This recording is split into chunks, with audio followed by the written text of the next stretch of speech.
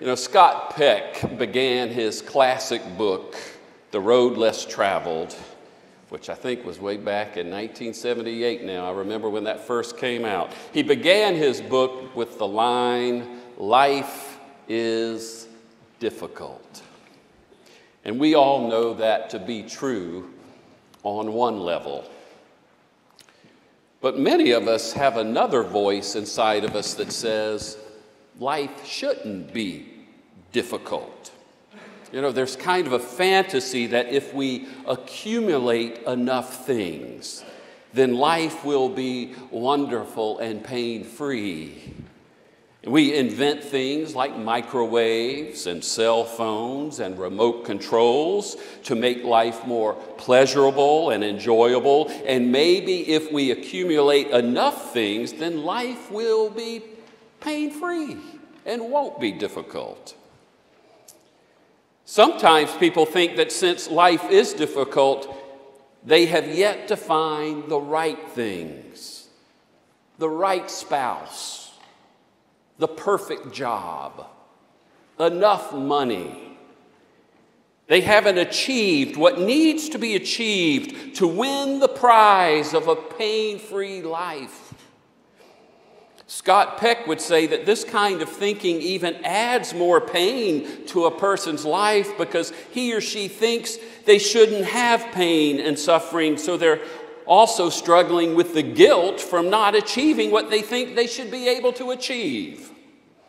And by the way, some people even think their religion should help them have a pain-free life. This was not so in the early years of our country. The Christians in the early years of our country knew that life was difficult. And the early churches had a good way of reminding people that life is filled with hardships and challenges. Do you know how the early church reminded people that life is difficult? Graveyards. They put graveyards, cemeteries, on the church grounds. The church would be surrounded by graves. You don't think life is difficult? Come to church. You can see the graves of the little children who were struck down by the fever. Come to church and we'll show you the grave of Mr. Johnson, who died trying to put out the fire when his barn went up in flames. We'll show you the grave of young Emily Smith, who died giving birth to her child. And the grave of the Hanson boy who drowned at the swimming hole. They invited their parishioners to come to the cemetery, to the graveyard, to see that life is difficult. And that's where our biblical text invites us to go today.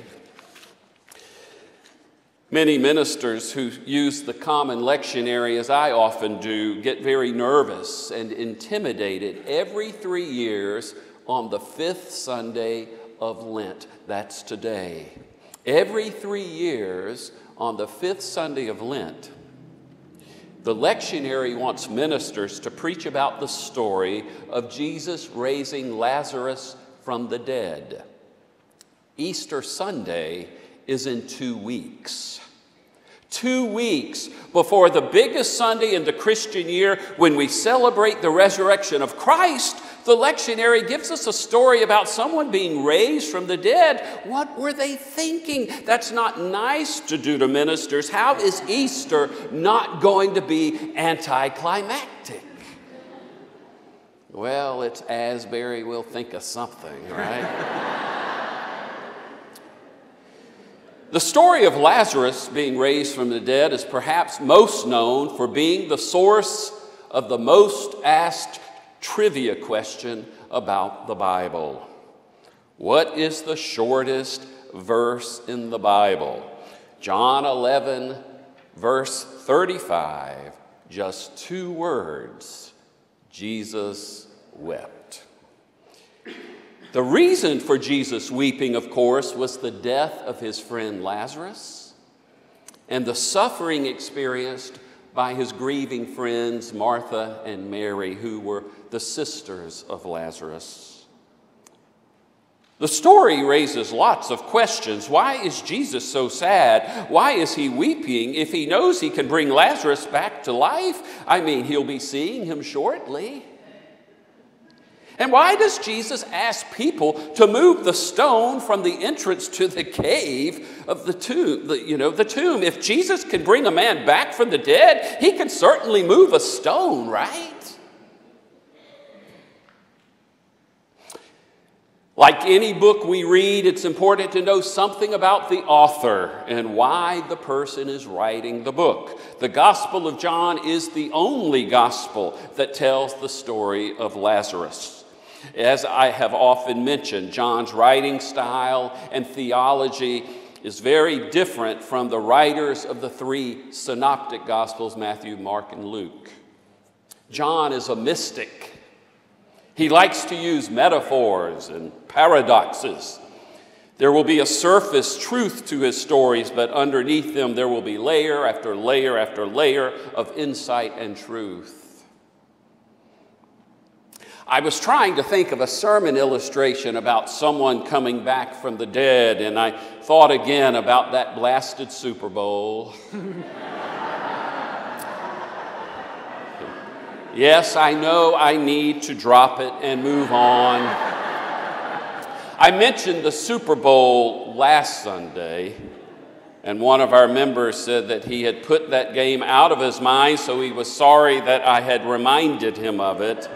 Sorry about that, and sorry about doing it again to you today. But I thought at first that this was a good resurrection story, that the Patriots seemed dead, out of it, gone, but then somehow they regained life and energy and were victorious.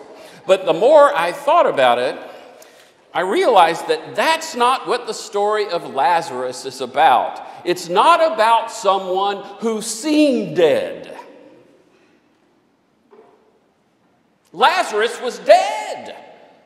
He had been dead for 4 days. Lazarus is not the Patriots. Lazarus is the Falcons. They lost. The game was over.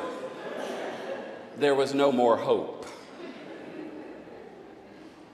You see, this story in the Gospel of John is not about someone having a bad marriage and hoping it gets better, or a story about someone not liking their job but finally getting a promotion, or someone getting in an argument with a friend and then having their relationship restored. Lazarus isn't dying. Lazarus is dead.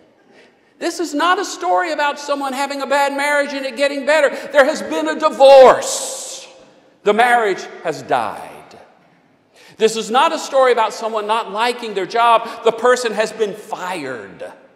The job is gone. Not a story about a husband or a wife getting cancer and you hope they will survive. It's about your husband or wife dying. Now what? This is the story when all is lost and there is no more hope. And so when Mary and Martha call for Jesus to come, but he doesn't show up until after Lazarus has died, we understand their frustration. And they both let Jesus know it. They're basically saying, "Where in the world were you? We thought we were your close friends. What took you so long?" Jesus is too late.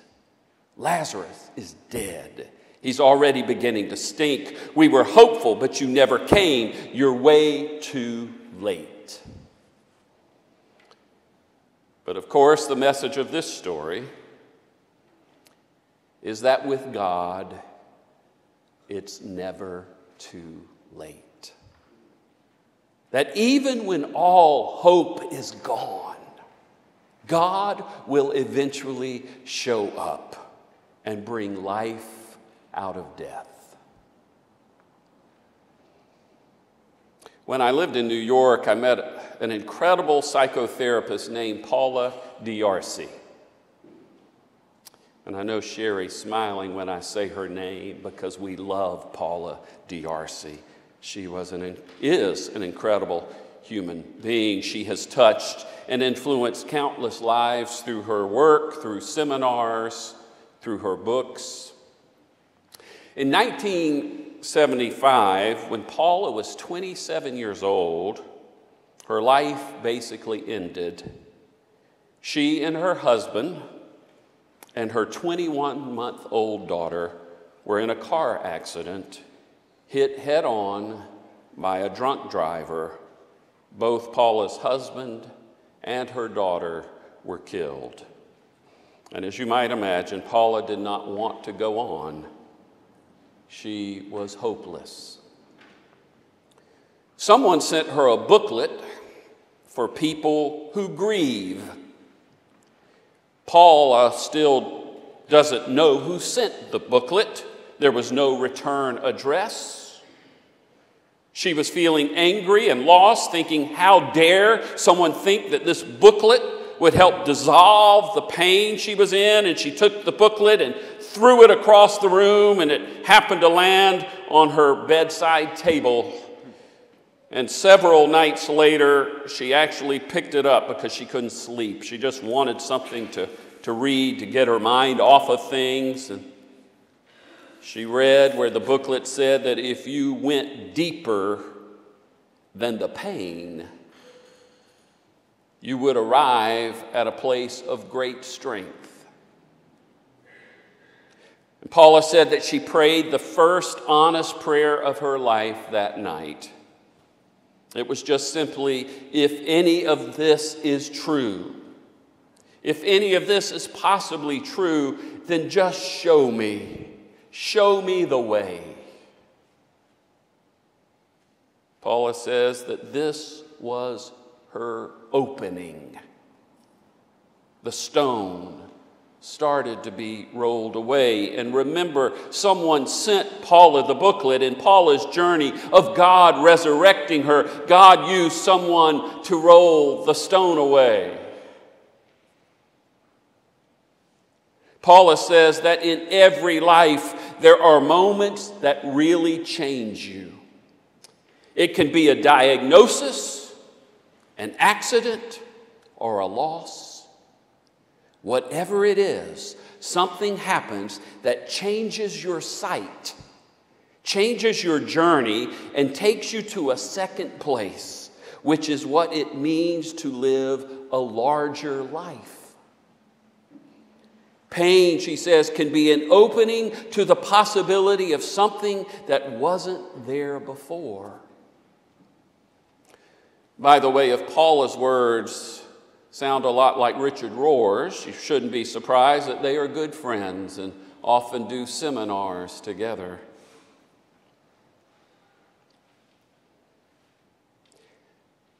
A lot of people don't realize this, but Jesus didn't talk a whole lot about life after death.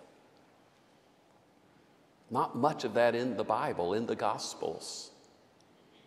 But it is in John's Gospel that Jesus comforts his disciples by telling them that when he leaves them, he will go and prepare a place for them.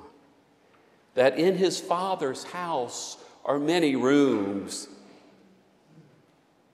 It is John's Gospel where he says, "Let not your hearts be troubled, neither let them be afraid. Believe in God, believe also in me." That even when we experience our actual physical death, there will be life again for us.